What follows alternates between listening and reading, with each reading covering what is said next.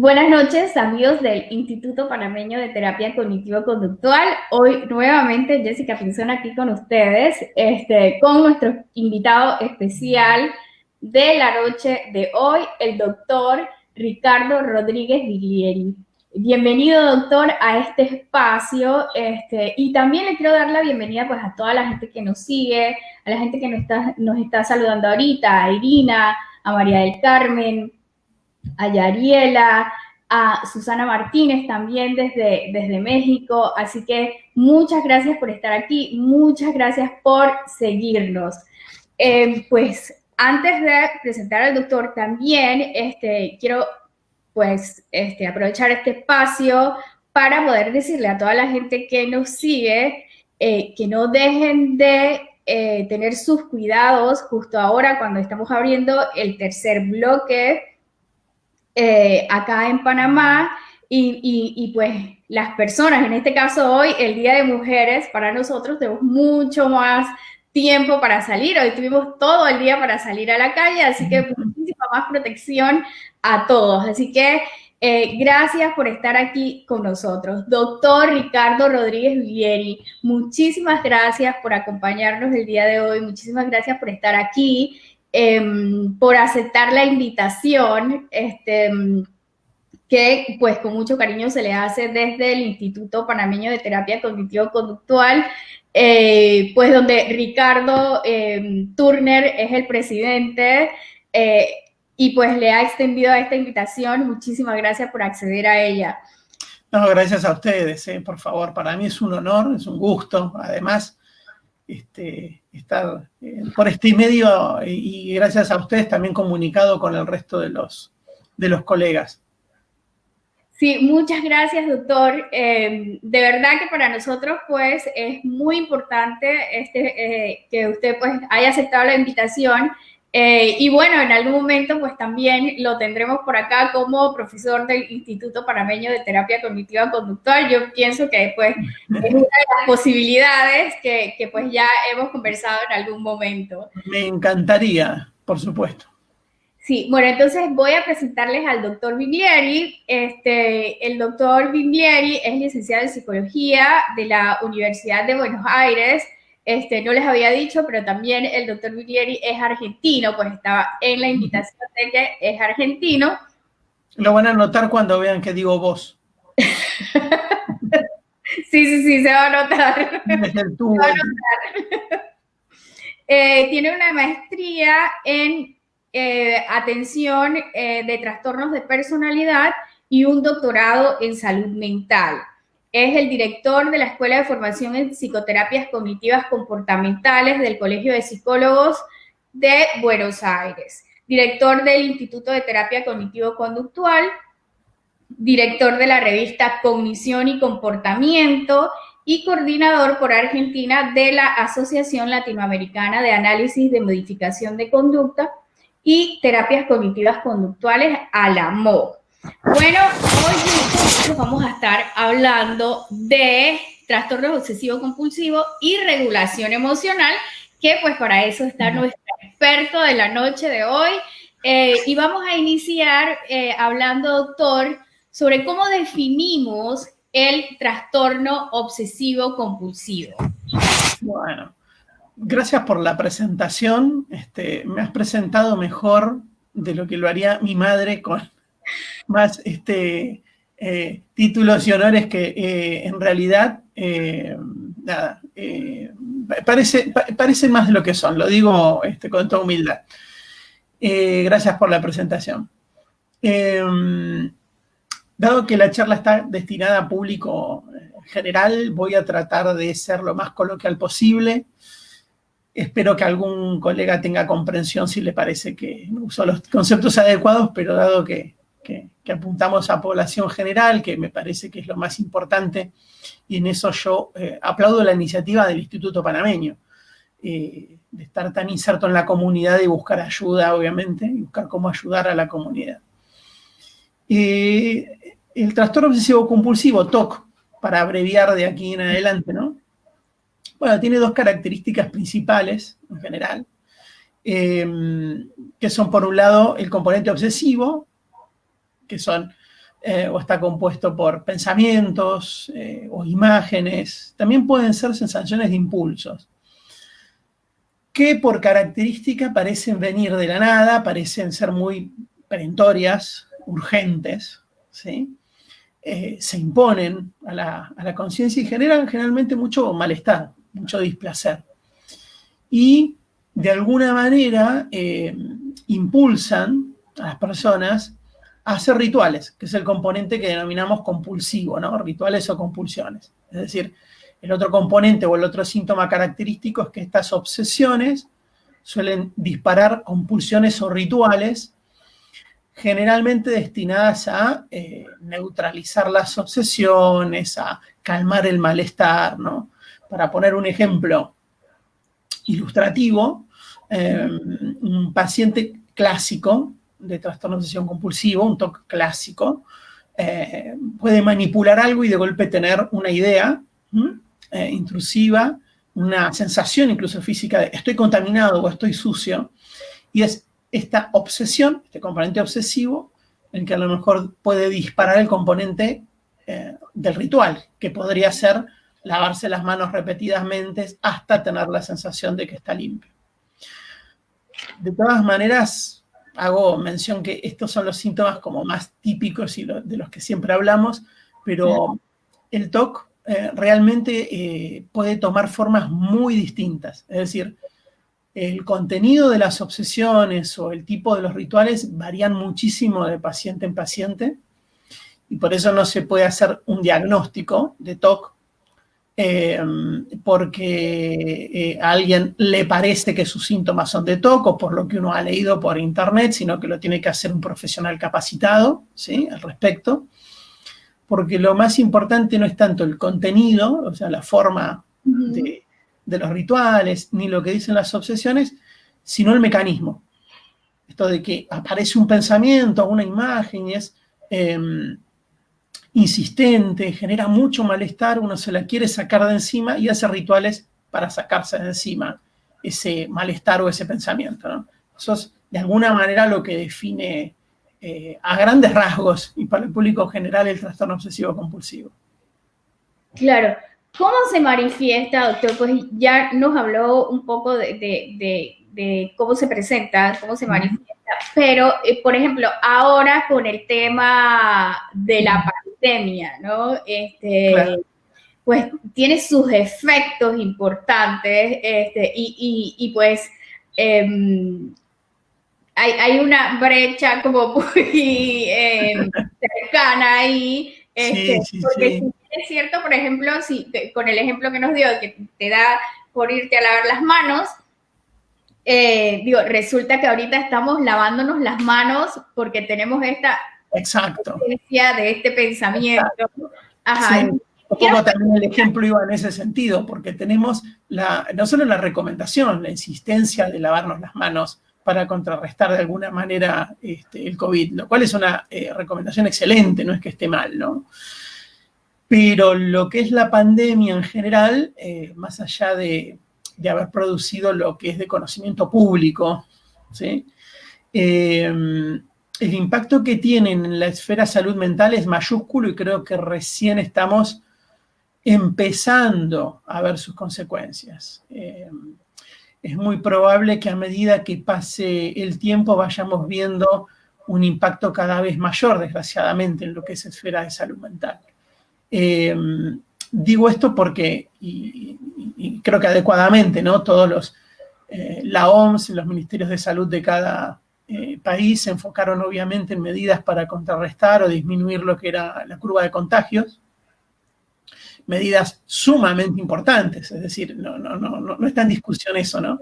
Claro. Pero en algunos casos sí, la importancia, obviamente, la necesidad de manejar adecuadamente la pandemia dejó de soslayo de alguna manera lo que es la esfera de salud mental.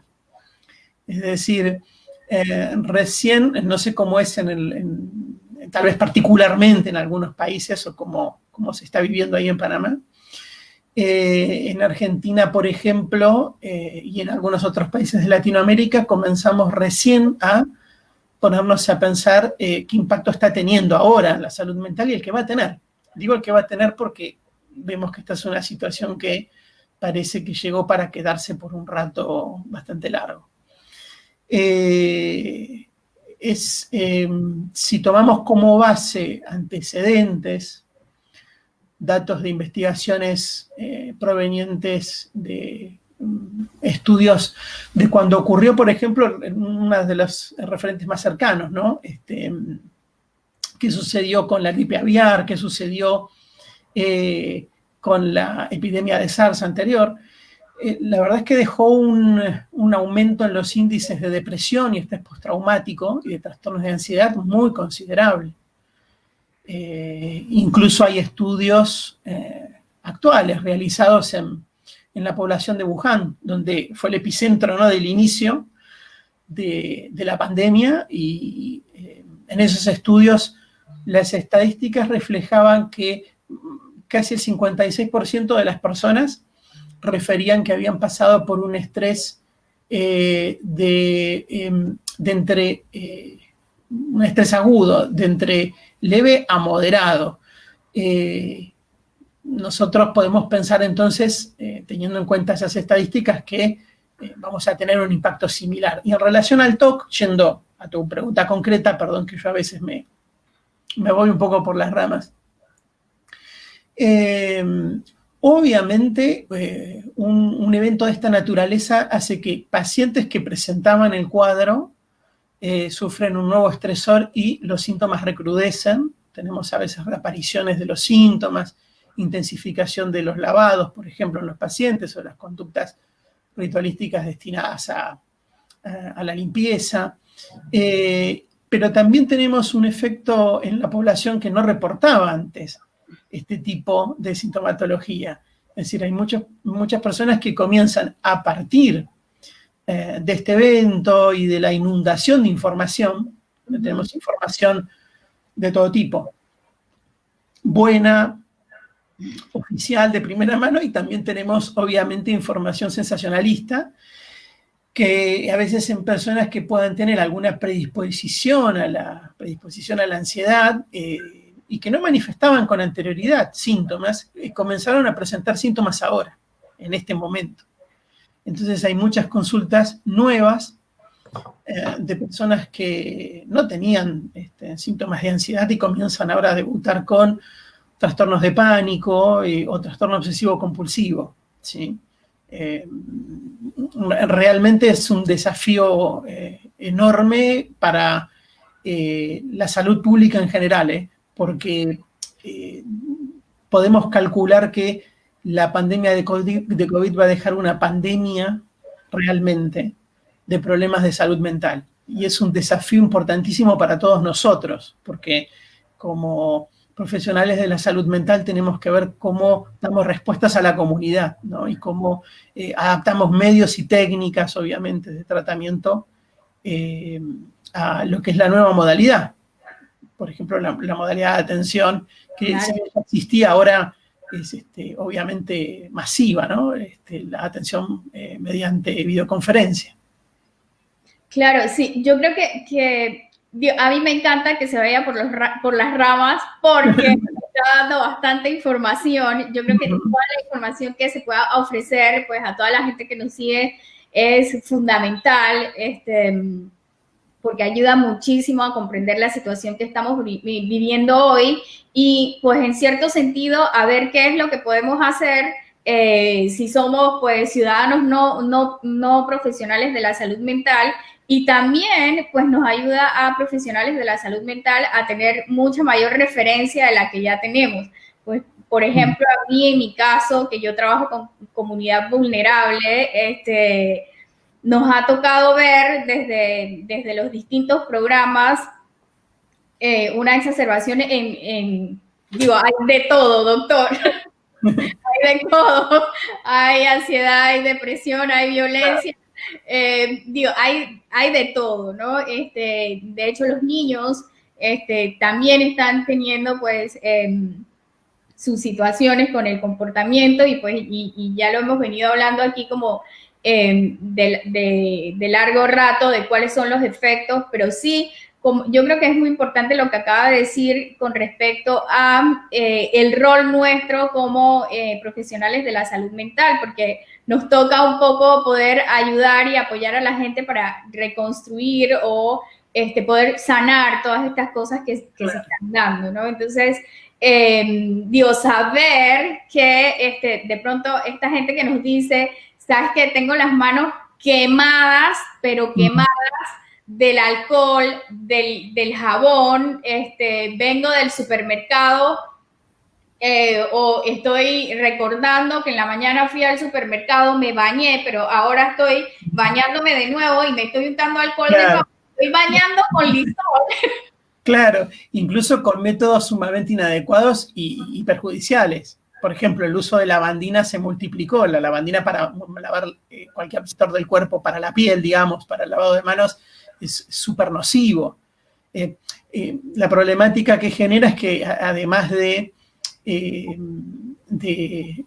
obviamente, ser una manifestación de un trastorno de ansiedad, es que empieza a producir otros tipos de problemas médicos, porque comienza a producir todas las consecuencias de las dermatitis en las manos, el tratamiento que es necesario, pero en donde uno requiere atención de una guardia que está colapsada. Entonces, se multiplican los problemas de salud cuando no se presta atención a la salud mental. Es decir, prestar atención a la salud mental y brindar capacitación a los profesionales y que a nivel del Estado haya un movimiento masivo en pos de protección de la salud mental de la población, no solo es algo lógico en cuanto a la disminución de sufrimiento humano que eso produce, sino que también reduce costos en el sistema de salud en general. Porque redunda, por ejemplo, que TEDI puede redundar en menor número de consultas a un sistema que ya está colapsado, ¿sí? Y lo que decías es tal cual, digamos, aquí también lo vemos, ¿no? Se multiplican consultas también por temas de violencia.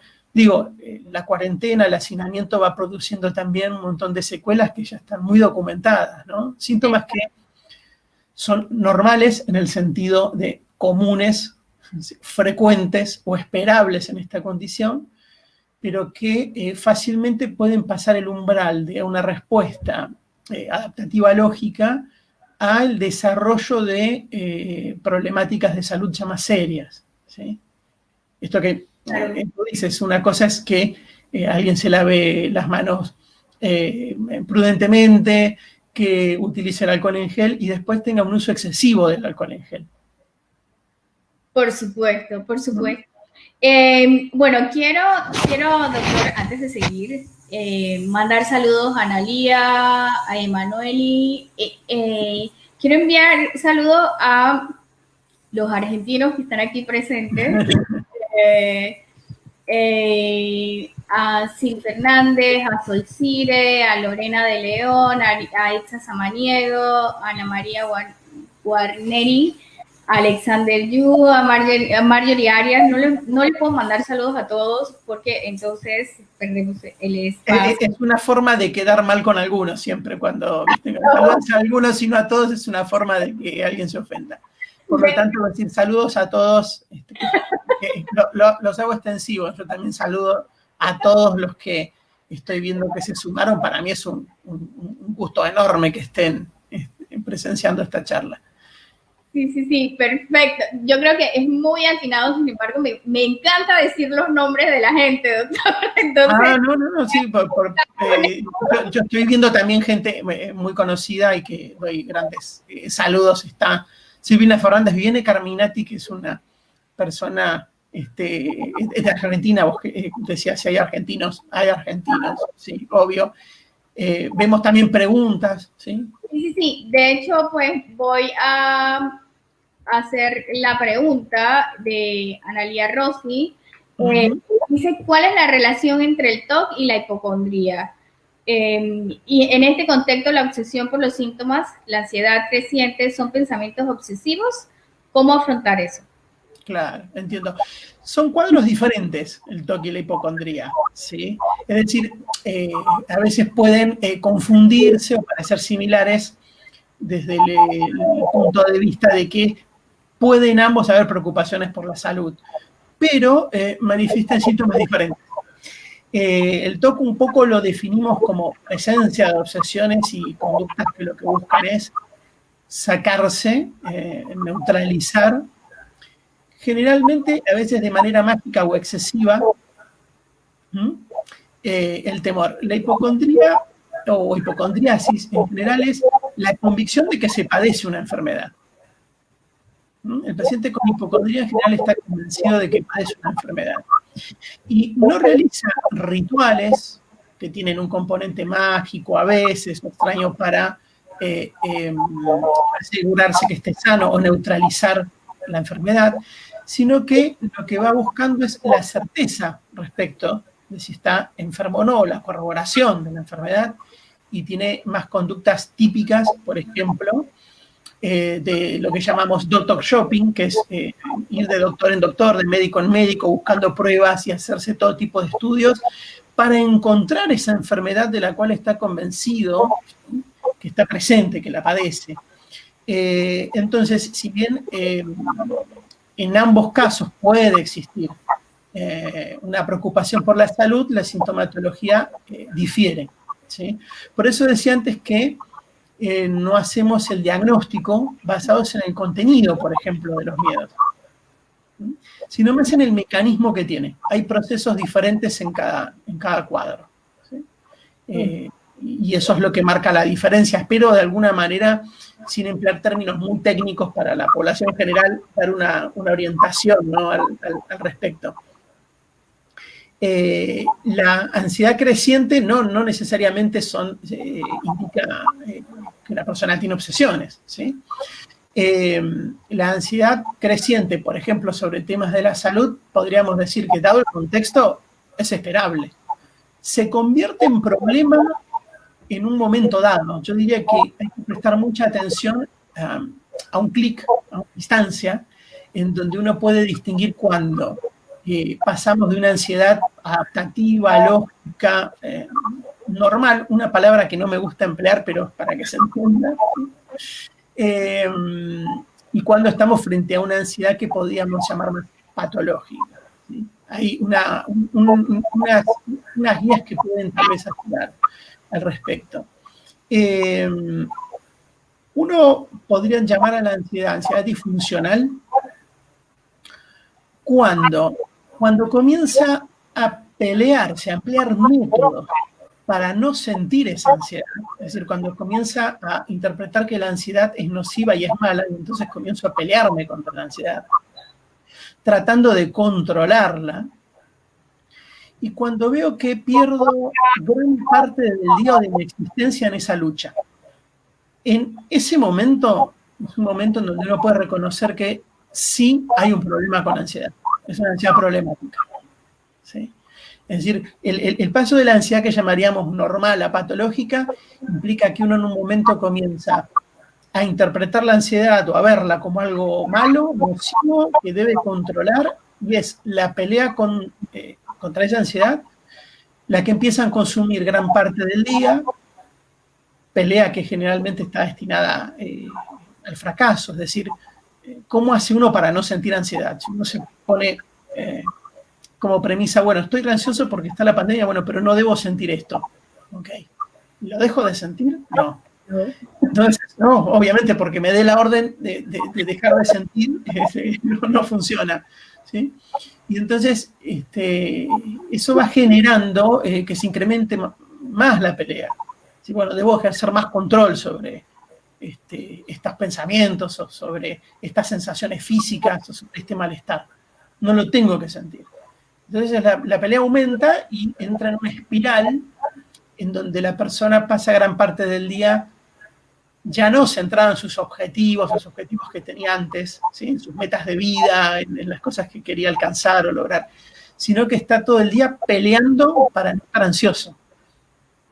Ahí es donde reconocemos que sí, ya eso es una ansiedad patológica.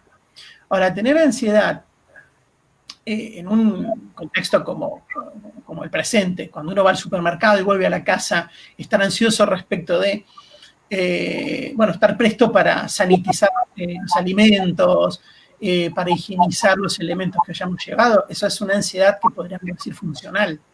Claro. Que permite poner energía y estar atento a realizar las tareas. Pero hay una línea delgada que nos hace pasar desde esa reacción, que podríamos decir normal o común o adaptativa, a la ansiedad patológica. ¿Sí? Es cuando, y a lo mejor me adelanto un poco, pero si te fijas un poquito en lo que dije antes, yo manifestaba que el problema comienza cuando uno entonces no quiere sentir esa ansiedad y trata de disminuirla y de erradicarla, ¿no? Bueno, aquí comenzaba el problema. Tal vez esa es la regla de oro. Es decir, uno comienza a tener ansiedad patológica bajo la forma de TOC u otro cuadro de ansiedad, cuando está intentando no sentir. Digo, porque en un contexto como este, si uno se permite sentir, si se normaliza el... Tengo miedo a contraer COVID, ¿sí? Sí, es algo que tampoco parece tan ilógico. O tengo miedo por mí, o tengo miedo por mis allegados, tengo miedo por mis familiares que son adultos mayores. Es una respuesta completamente adaptativa. ¿Sí? Ahora, si voy a hacer mucho esfuerzo para no sentir ese miedo, para erradicarlo de mi vida, y entonces tengo que tener la certeza de que no voy a contagiarme, o la certeza de que no voy a contagiar a nadie, ahí voy a tener un gran problema de ansiedad, porque la certeza es algo imposible de lograr. Por supuesto. Claro, para tener más certeza, tal vez uno empieza a tener estas ecuaciones de, bueno, me lavé una vez las manos, pero tal vez si me la lavo 2 veces tengo más certeza de que no voy a contagiar. Y bueno, quien dice 2 dice 3. Y entra en una espiral en donde es una forma de reconocer cuando el problema se ha ido de las manos, ¿sí? Cuando claro, es hora de contactar, por ejemplo, con un psicólogo clínico, con un profesional de la salud que pueda primero ejercer su profesión adecuadamente y ver si realmente es un problema que amerita atención, es decir, hacer un diagnóstico adecuado. Claro. Y brindar el tratamiento que corresponda. Claro. ¿Cómo afecta esto, doctor, la funcionalidad del paciente, por ejemplo, en su trabajo, en el ámbito familiar, en el ámbito académico? ¿Qué impacto tiene? Claro, bueno, el TOC suele tener un impacto mayúsculo en lo que es calidad de vida, mayúsculo. De hecho, hay estudios que ya tienen varios años, los primeros estudios que evaluaban calidad de vida en pacientes con TOC, reportaban cifras un poco sorprendentes, porque los pacientes con TOC severo, por ejemplo, tenían el mismo deterioro en la calidad de vida que los pacientes con esquizofrenia. Que uno, a priori, un profesional de la salud mental piensa que es el mayor deterioro en la calidad de vida. Exacto. Sí, pero sin embargo no, cuadros severos de TOC tienen un impacto súper nocivo porque al estar el paciente gran parte del día, gran parte de las horas de su día, dedicadas a contrarrestar obsesiones, a tratar de no pensar en esas obsesiones, sacárselas de la cabeza, o gastar mucho tiempo en la realización de rituales. Rituales que pueden ser diversos. Nosotros nombramos uno, que es el que obviamente por la pandemia se ha disparado muchísimo, pero hay también muchas formas de rituales que a veces son rituales que no se observan porque son mentales. Claro. Que, por ejemplo, cuando temen estar contagiados, bueno, tal vez no se laven las manos, sería lo más esperable, pero realizan otro tipo de estrategia o de rituales para, de alguna manera, sacarse la idea de que están contaminados, como puede ser rezar una determinada cantidad de veces, un número determinado de de Ave Marías, de Padre Nuestro, o utilizar frases, muletillas que repite, ¿sí? Estoy sano, estoy sano, estoy sano. O tratar de imaginarse todo lo contrario de lo que dijo la obsesión. Tratar de erradicar la imagen que la obsesión plantó, a lo mejor, de la imagen de verse enfermo. Estos también son rituales. Y hacer esto la mayor parte del día, obviamente, genera un deterioro increíble. La capacidad de trabajar se ve disminuida. Por supuesto. La capacidad de interactuar con el otro está afectada. Porque yo puedo estar hablando con vos en este momento abiertamente, pero si estuviera dedicando gran parte de mis recursos mentales, ¿sí? De mi energía, a estar neutralizando obsesiones mientras hablo con vos, vos lo notarías. Tendría problemas para concentrarme en la charla, me notarías perdido, saltaría de un tema a otro, ¿sí? Exacto. Habría indicadores de posibles situaciones en donde mi mente se está yendo a otro lado. Eso trae muchos problemas de interacción, a su vez otra fuente de problemas comunes en las interacciones es cuando los pacientes, para tratar, obviamente, de tranquilizarse, de sentirse mejor, a veces involucran a sus familias o a sus allegados en los rituales. Eso es súper común. Es decir, para poner un ejemplo, tal vez llego al supermercado y hago un lavado excesivo y me lavo varias veces las manos, pero el miedo persiste y entonces comienzo a pedirle también al resto de mi familia, ¿sí? Que además de que yo ya haya limpiado los alimentos, bueno, que ellos también los saniticen. Es decir, que, por ejemplo, desinfectemos 4 o 5 veces y que la familia participe en la desinfección de un paquete de fideos. Esto puede traer muchos problemas porque la respuesta lógica de cualquier familiar sería, bueno, ya están limpios. Exacto. Sí, ya están, ya hemos desinfectado adecuadamente el paquete. Aquí hay respuestas generalmente disímiles. Hay familiares que para que el paciente se calme lo ayudan a limpiar 2 o 3 veces el paquete. Y esto, quiero dejar en claro algo. Yo sé que los familiares lo hacen pensando que ayudan al paciente y la finalidad es buena el motivo por el cual lo hacen, ¿sí? Es noble. Pero no ayuda al paciente en lo absoluto. Es un indicador de que el paciente está atravesando un problema que requiere ya otro tipo de ayuda, ¿sí? Y también hay familiares que en lugar de colaborar están en el polo opuesto y comienzan a pelear y discutir con el paciente. O se estigmatiza al paciente también. Claro, pueden empezar a plantearle, bueno, detenete ya, o sea, basta, ¿qué es esto de limpiar 4 o 5 veces? Y entonces el TOC termina generando un problema de conflicto de pareja, interpersonal con las personas que vivas. Realmente es complejo el trastorno obsesivo compulsivo en cuanto a que tiene síntomas disímiles, formas de manifestación diferentes, y que tiene un impacto en la calidad de vida de las personas que es tremendo.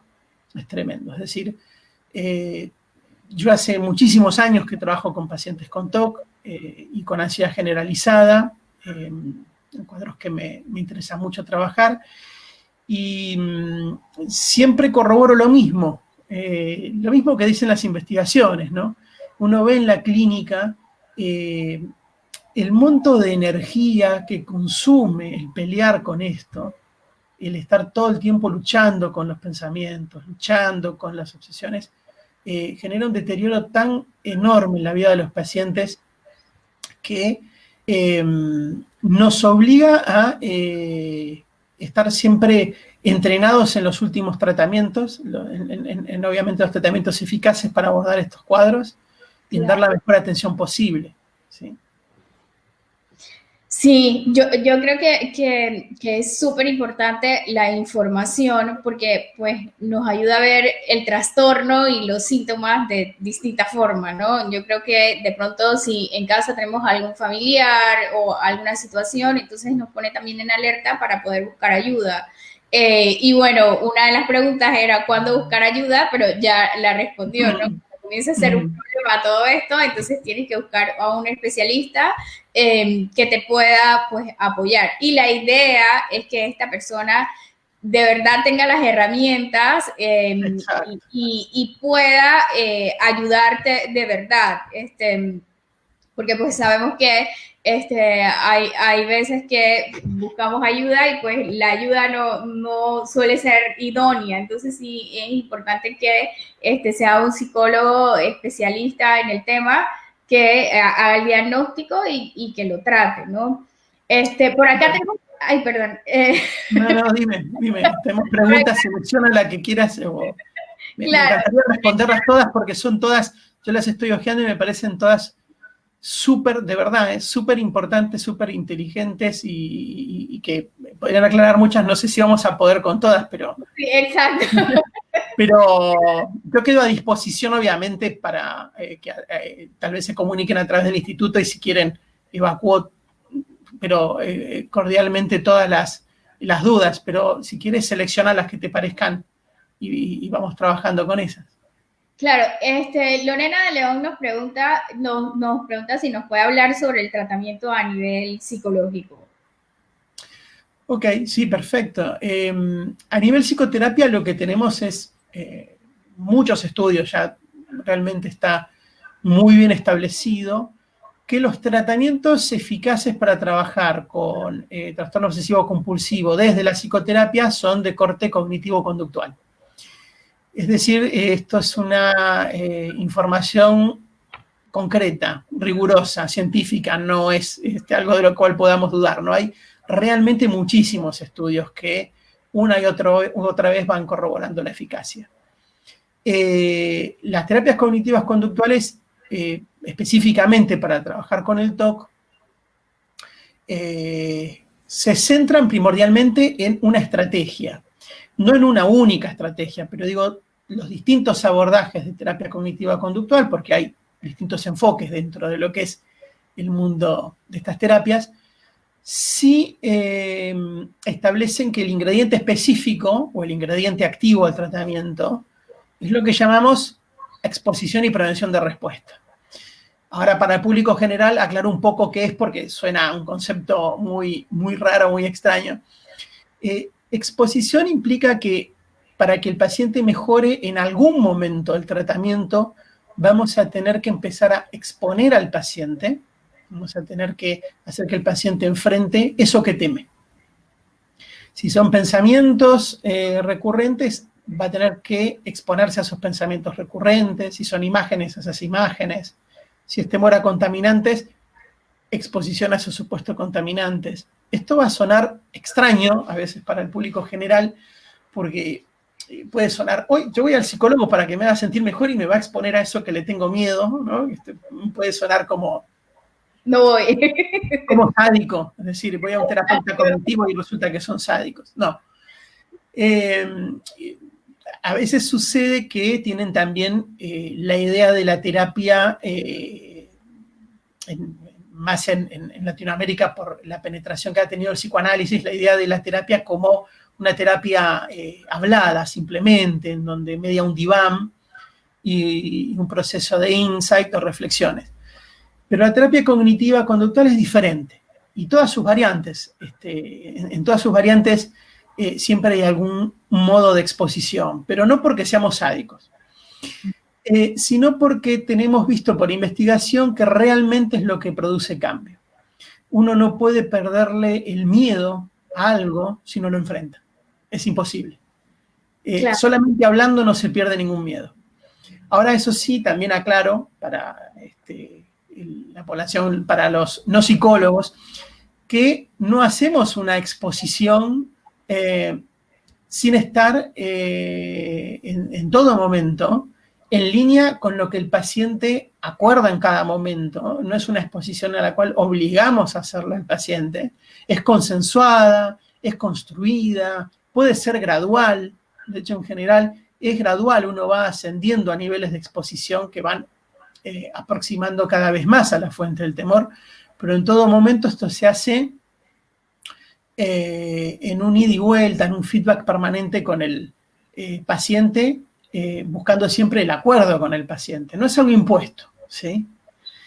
Eso es exposición, y prevención de respuesta implica que mientras exponemos al paciente, es decir, mientras estamos tal vez confrontando un temor, lo que vamos haciendo es el bloqueo de rituales, es decir, se impide al paciente la ejecución del ritual. De vuelta, tampoco es que lo hacemos obligándolo, por ejemplo, atándole las manos para que no se lave las manos, o amenazándolo de alguna manera. No. Obviamente, antes de hacer exposición y prevención de respuesta, hay todo un camino previo que me lo estoy salteando por cuestiones temporales y porque la pregunta puntual fue, bueno, un poco cuál es la técnica o estrategia que más induce al cambio. Pero hay una manera de ir preparando el terreno para que un paciente se exponga y para que corte los rituales. Y sí les quiero transmitir a la población que esto se hace de manera paso a paso, en conjunto con el terapeuta y no de manera forzada. Me parece importantísimo, ¿sí? Claro, claro. Y es lo que le permite a la terapia tener un índice de eficacia sumamente alto. ¿Sí? Es lo que realmente promueve el cambio. Por supuesto, yo pienso que buenísimo la forma tan sencilla de explicar la terapia, ¿no? De explicar el proceso terapéutico, me parece súper bueno. Gretel Martínez nos pregunta, ¿cuál es la opinión acerca de la administración de evaluaciones neuropsicológicas a pacientes con un perfil atencional y comorbilidad de TOC en este contexto de la pandemia? Con perfil atencional. Es decir, intuyo por la pregunta, si hay sospecha de que el paciente presente trastorno obsesivo compulsivo con alguna sintomatología atencional, como déficit atencional, bueno. Creo que viene por ahí, sí. Conozco a Gretel, además, y trabaja con niños, posiblemente venga por ese lado la pregunta. En esos casos siempre es una herramienta. No diagnóstica per se, es decir, las baterías de evaluación no nos dan el diagnóstico per se, pero nos orientan muchísimo para clarificar el diagnóstico, porque nos puede dar cuenta de si existe alguna alteración en algún proceso básico, por ejemplo, en un proceso atencional. En caso de corroborarlo, nosotros vamos juntando todas las pruebas habidas y por haber, es decir, deberíamos ver los resultados de esas pruebas atencionales sumado a otras pruebas que hayamos tomado diagnósticas, más la evaluación clínica que hayamos hecho, para integrar toda la información en un diagnóstico o, lo que es más importante, una conceptualización de caso. Digo esto para la población en general, es la forma en que a veces también hablamos de diagnóstico los terapeutas, ¿no? Cómo conceptualizamos el caso es cómo pensamos que se originó y se mantiene el problema que tiene este paciente, es eso. Y se puede tomar esas baterías, son un gran aporte a veces cuando tenemos que detectar problemas de memoria o problemas atencionales, y la idea sería integrar esa información con la que tenemos en relación a las otras baterías que hayamos tomado y a la indagación clínica con el paciente. La integramos y en base a todo eso hacemos un diagnóstico. Claro, la atención, pues, para toda la gente que nos escucha, la atención, el proceso diagnóstico y todo el proceso terapéutico Es un proceso complejo, así como lo es la mente Totalmente. humana, ¿no? Exacto. Totalmente, sí, sí. Y de hecho es aconsejable que quien se encargue de la evaluación, por ejemplo, de la evaluación neuropsicológica, sea una persona con expertise en el área. Es decir, a veces no es el psicólogo clínico quien va a hacer la evaluación neuropsicológica, sino que deriva a alguien, que es recomendable, que tiene la expertise en el ejercicio de esa evaluación, recibimos un informe y después lo integramos con nuestra evaluación, obviamente. Obviamente, eh, hay obviamente casos de pacientes con síntomas de trastorno obsesivo compulsivo que presentan también problemas atencionales. Pero ahí es muy importante la integración de pruebas para hacer un diagnóstico diferencial. Para ver si es un paciente con TOC y un déficit atencional o si estamos en presencia de algún otro cuadro. ¿Sí? También son comunes los problemas de déficit atencional e hiperactividad con síntomas que se asemejan al TOC, pero no son TOC. Esto es algo más complejo para detallar para el público general, pero volviendo al grano, creo que insisto en esto de ir al especialista que corresponde. Es decir, realmente un especialista idóneo puede darse cuenta si tiene una duda diagnóstica que necesita una evaluación neuropsicológica aparte de un especialista, y cuando se trabaja así, realmente potenciamos la posibilidad de que el paciente reciba el tratamiento correcto, que es lo que queremos. ¿Sí? Totalmente, totalmente. Acá tenemos una pregunta y pues para pasar al tema de regulación emocional, Lorena, de hecho, pregunta nuevamente si la exposición está relacionada con la técnica de difusión cognitiva. Sí, totalmente. Obviamente, distintas formas de la terapia llaman a veces diferente a algún concepto. Voy a explicar un poco qué es difusión cognitiva, debería explicar qué es la fusión cognitiva para público general también, ¿no? Fusión cognitiva es cuando, me van a odiar los terapeutas que son muy exégetas de seguir al pie de la letra la definición de los conceptos, pero para el público general, fusión cognitiva es cuando estamos pegados de tal manera a nuestros pensamientos que no los podemos ver como pensamientos. Los vemos como hechos concretos, como la realidad en sí, y no como una construcción. Un pensamiento es una idea. Cuando estamos muy fusionados, una idea para nosotros no es una idea. Y nos vemos obligados a reaccionar a la idea como si fuese un hecho. Por ejemplo, un paciente con TOC que tiene una obsesión, una idea que viene y dice, me contaminé, estás contaminado. ¿Sí? Reacciona a la idea, pero no como una idea. Reacciona como si realmente estuviera contaminado. Es decir, como si la idea dijera algo que es sumamente verdadero. Ahí decimos que el paciente está fusionado cognitivamente, porque no tiene la distancia suficiente para decir, no, bueno, lo que tuve es una idea que dice que estoy contaminado. Es diferente a estar contaminado. Lo que yo tuve fue un pensamiento que dijo, estás contaminado. De fusión cognitiva le llamamos a ese proceso por el cual el paciente deja de estar fusionado y puede ver a sus ideas como ideas y decir, no, bueno, tuve una idea simplemente. Una idea que a lo mejor no me gusta, una idea que puede ser fea para mí, una idea que a lo mejor no me es simpática y no me gustaría tener, pero al fin y al cabo es una idea. ¿Se entiende? Eso es de fusión cognitiva, digo para el público general. Perfecto.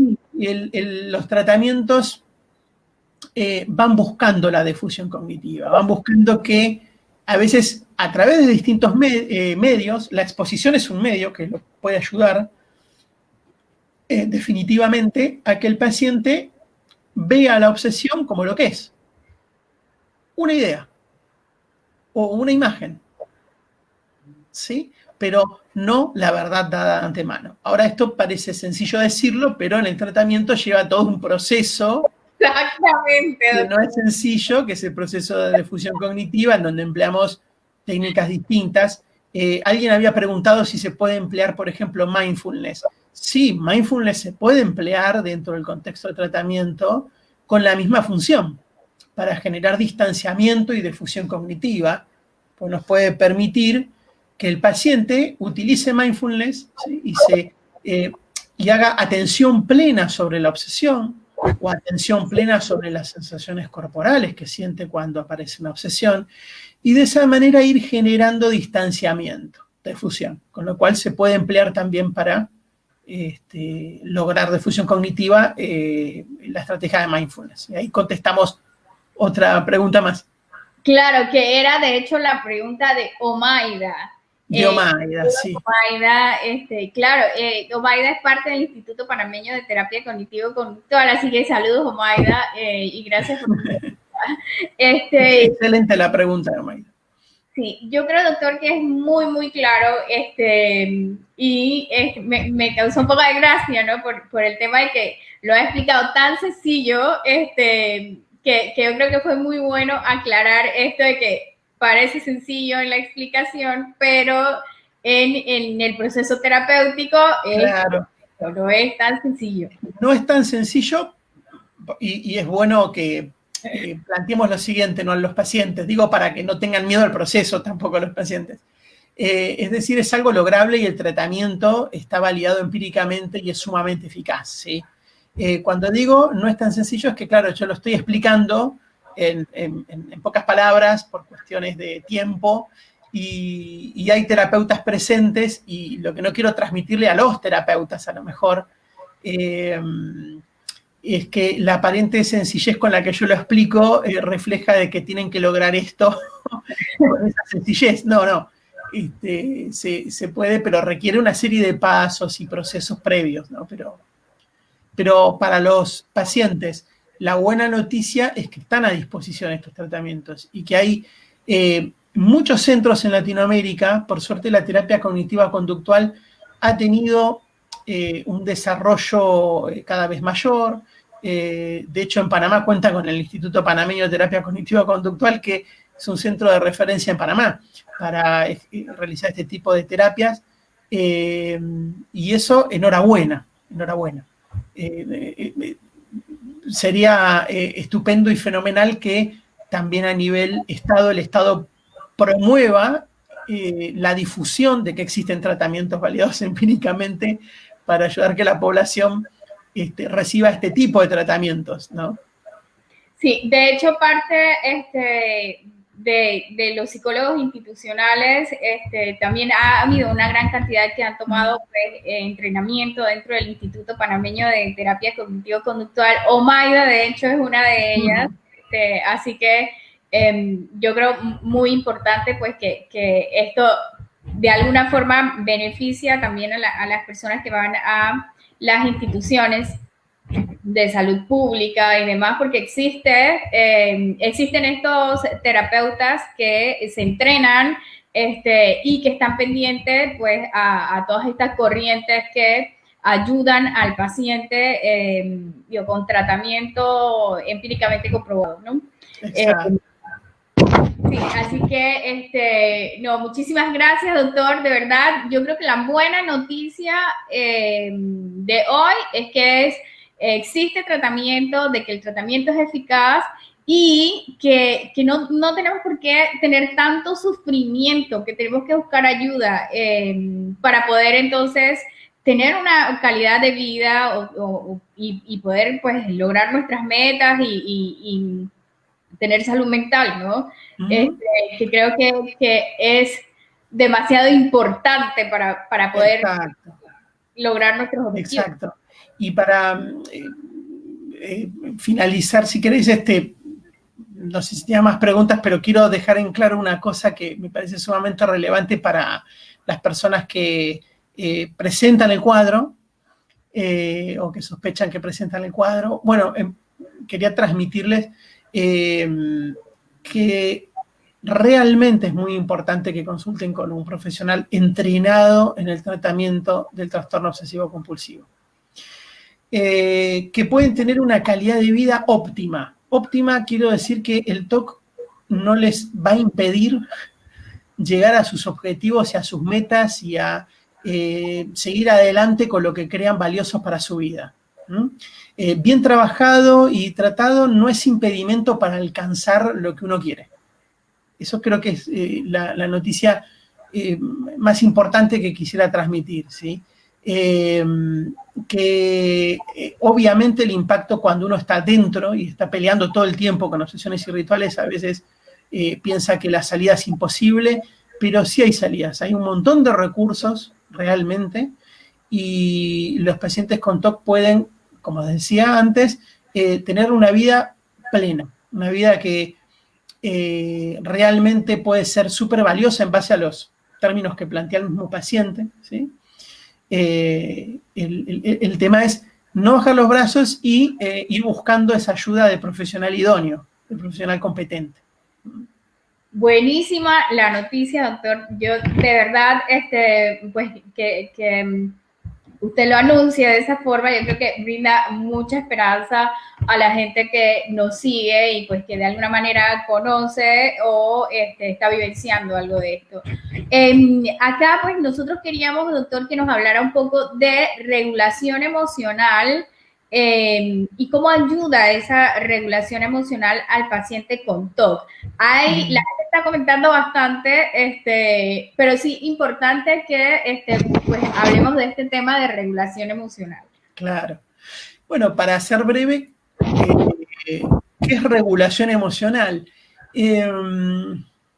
Las personas no nacemos teniendo un repertorio de regulación emocional, sabiendo qué hacer o cómo regular emociones, ¿sí? Vamos aprendiendo determinadas estrategias, técnicas, cosas que hacemos. ¿Para qué? Para calmarnos cuando nos sentimos muy mal, para regular nuestras conductas cuando sentimos muchísimo temor, bronca, odio. Es decir, para regular emociones. La regulación emocional estudia aquellas cosas que hacemos las personas para no controlar las emociones, sino para regularlas. Acá marco una diferencia sustancial. No hablamos de control, porque el control implica la capacidad de hacer con la emoción lo que uno quiera. Por ejemplo, estoy triste, quiero dejar de estar triste. Bueno, perfecto, listo, ya dejé de estar triste. Control absoluto. Eso no existe, ¿sí? Es un mito muy amplio en nuestra cultura, pero no existe. Nadie elige qué emoción siente, ¿no? Siempre pongo un ejemplo tonto al respecto. Si fuera tan simple elegir lo que uno siente, bueno, cuando hay un amor no correspondido y uno está sufriendo, directamente podría decir, bueno, ya está, simplemente decido que ahora no amo más a esta persona y voy a elegir de quién me enamoro. Es notoriamente que no funciona así porque uno no elige las emociones. Exacto. Eso es importantísimo, pero sí podemos pensar en regulación, que es buscamos formas de encauzar, de atravesar una emoción displacentera, por ejemplo. Y en el caso del TOC, para poner un ejemplo, yo decía que podemos hablar de trastorno, de problema, ya de algo disfuncional, cuando la conducta del paciente, lo que el paciente está haciendo, es para dejar de sentir el malestar, dejar de sentir dolor, ¿no? Para dejar de contactarse con una idea, por ejemplo. Si lo vemos desde otro ángulo, estoy diciendo que el problema comienza cuando el paciente no quiere sentir, es decir, cuando intenta regular su emoción, una emoción que es displacentera, producida por la obsesión, y la está intentando regular haciendo rituales. De esta manera, el ritual es un regulador del malestar. Lo que sucede es que es un regulador disfuncional. ¿Por qué? Porque no termina de eliminar el malestar. En el corto plazo, el malestar desciende, porque hice ritual y puedo decir, uy, me lavé las manos, me siento limpio. Ok, el malestar se fue. Parece que sirvió para regular la emoción. Pero a los pocos segundos o a los minutos comienza otra vez a producirse otra obsesión. ¿Pero estás seguro de que estás limpio? ¿Y si quedó algún residuo? Entonces, nuevamente, uno tiene que ir a lavarse las manos. Esto significa que el ritual para regular la emoción, para sacarse esa emoción de malestar. Sirvió en el corto plazo, pero no en el mediano y largo. ¿Por qué? Porque en el fondo el miedo a contagiarse, el miedo a contagiarse, o podríamos plantearlo, la necesidad de tener certeza de que no se va a contagiar, ¿sí? Sigue estando presente. Y en ese sentido, los tratamientos, tocó todos los temas, un poco cuando hablo de regulación emocional, lo que buscan es aceptación también. La aceptación de la emoción, la aceptación del miedo, por ejemplo. Tengo miedo a contagiarme. Pero buscar aceptar el miedo, aceptar que no tengo certeza, nadie puede darnos la certeza de que nunca nos vamos a contagiar o de que nunca vamos a tener una enfermedad nociva. Buscar tranquilidad mediante la certeza genera problemas, porque la certeza no existe. Entonces, como regla, la regulación emocional lo que busca es que nosotros afrontemos ese miedo, por ejemplo, el miedo a atravesar una enfermedad, el miedo a contagiarnos, aceptando la incertidumbre.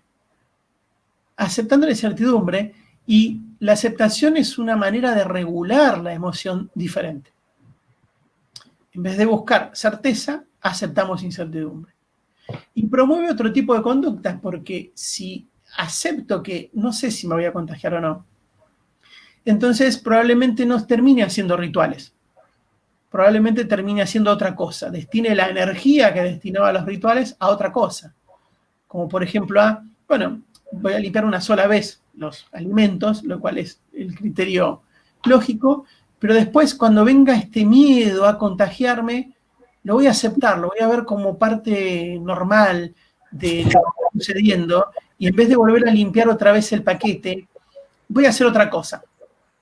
Por ejemplo, algo que tenga sentido para mí y para mi proyecto de vida, sentido para mis objetivos vitales, para dirigirme hacia donde me quiero dirigir en general en mi vida, ¿no?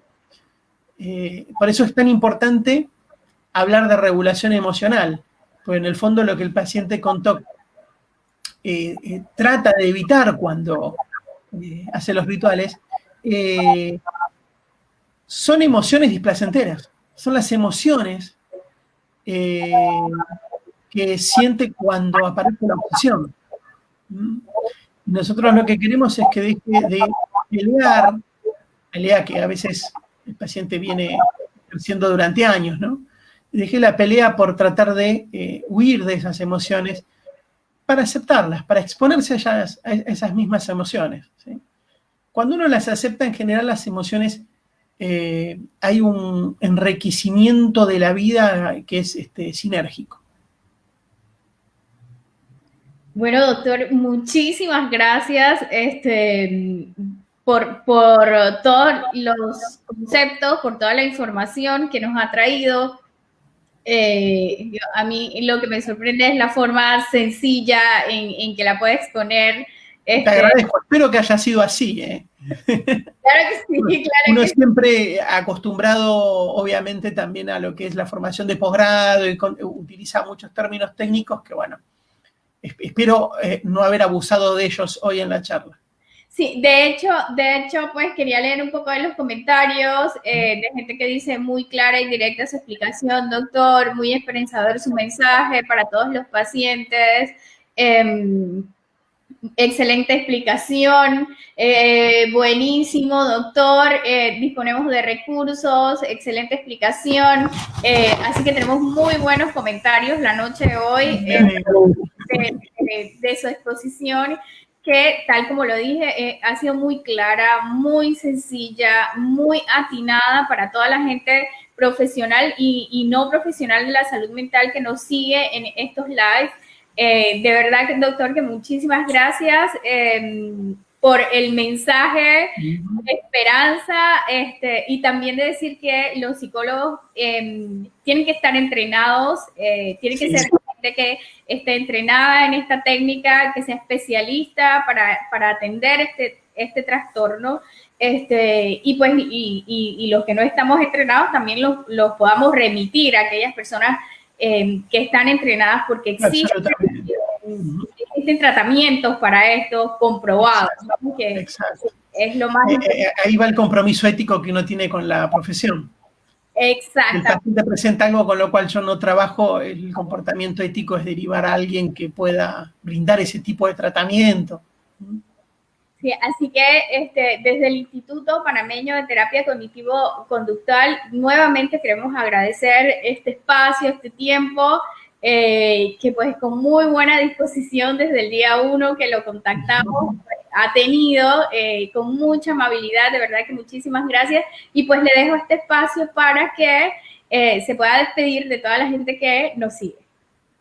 Yo en primer lugar te agradezco las palabras, Jessica, has sido muy amable en todo momento, desde el primer contacto y también ahora con tus palabras de cierre, te agradezco muchísimo. Para mí es un gusto que me hayan convocado, humildemente uno pone el granito de arena para tratar de colaborar en esta situación que nos atraviesa a todos los terapeutas.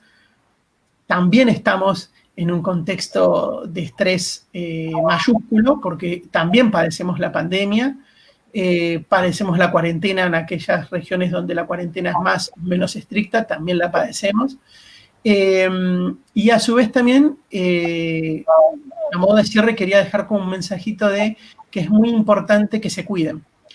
Que así como cuidamos a los demás y que estamos tratando, y la charla de hoy hablamos en relación a para el público general, dar algunos tips sobre cuándo alertarse, cuándo buscar ayuda. Me parece importante para los profesionales de la salud mental que también nosotros tengamos una mirada sobre nuestras reacciones afectivas, sobre cómo estamos regulando emociones, ¿sí? El contexto sumamente estresante también para nosotros, tuvimos que adaptar medios de tratamientos a lo que es la dinámica de trabajo vía internet. Y por otro lado, también tenemos familias, padres que a veces, o familiares que son añosos y tenemos miedo por su salud. Estamos en las mismas condiciones que los pacientes en ese sentido. Y vamos a tener una sobrecarga de estrés porque va a venir una demanda de solicitud de tratamientos que cada vez va a ser mayor. Así que atiendan a su propia salud mental. Supervisen los casos, compartan con colegas, reúnanse virtualmente a hablar entre ustedes sobre lo que están viviendo, no solo sobre los pacientes, sino también sobre lo que ustedes sienten. Que los terapeutas estemos también en este momento unidos, con a veces charlas como estas, con lo que propuso el instituto, es fundamental para que también haya cuidado de los cuidadores, ¿sí? Así que yo encantado y les agradezco a todos realmente el haber estado, las preguntas que han hecho, están muy oportunas, así que mis agradecimientos profundos y mis gracias totales. Muchas gracias, doctor. Yo creo que pues lo que dice de poder cuidarnos, de poder vernos, de poder ocupar tiempo en nosotros es muy, muy importante para los terapeutas, para los psicólogos. Y yo creo que pues el mensaje también de esperanza de esta noche, pues que creo que es la esencia también del trabajo del psicólogo, ¿no? Mandar esperanza, mandar ese mensaje de esperanza siempre, que nos podemos recuperar, que hay herramientas, que se pueden lograr las cosas, que podemos ser distintos, ¿sabes? Que podemos ser felices, que podemos alcanzar lo que nos propongamos. Ha estado inmerso en toda esta charla y pues eso ha sido genial. Así que, doctor, desde el instituto, nuevamente, muchísimas gracias por traernos este mensaje de esperanza y toda esta información tan importante para todo el público que nos sigue. Nuevamente reitero a todos los terapeutas, cuídense, tal y como lo dice el doctor, hay mucha gente que nos necesita. De hecho, me recuerda de esta historia, es medio rara, pero la voy a decir. Yo iba una vez en el corredor, iba tarde a mi trabajo, Entonces me paró un policía. Entonces yo dije, ay, me va a boletear. Y cuando me preguntó a qué me dedicaba, le dije a dónde iba, que es un lugar de mucha vulnerabilidad social. Y el policía se me queda mirando así con esta cara de regaño y me dice que, ¿y usted por qué anda a esa velocidad sabiendo que tanta gente la necesita? Entonces, me acabo de acordar de eso, ¿no? Entonces, yo creo que sí es importante que nos acordemos de eso, o sea, que hay mucha gente que necesita, nosotros mismos, nuestra familia y pues todos nuestros pacientes. Aparte de eso, a toda la gente que nos sigue, tenemos más tiempo para estar en la calle. Panamá hoy ha estado revolucionado, mucho tráfico, mucha gente por todos lados, y eso que era solo Día de Mujeres, pero teníamos todo el día para estar en la calle. Ya no estamos por cédula, ¿no? Que, por ejemplo, a mí me tocaba a las 10 de la mañana y ese era mi momento. Ahora ya no. Así que, por favor, cuídense, tomen las medidas de seguridad. Muchísimas gracias por estar acá de nuevo.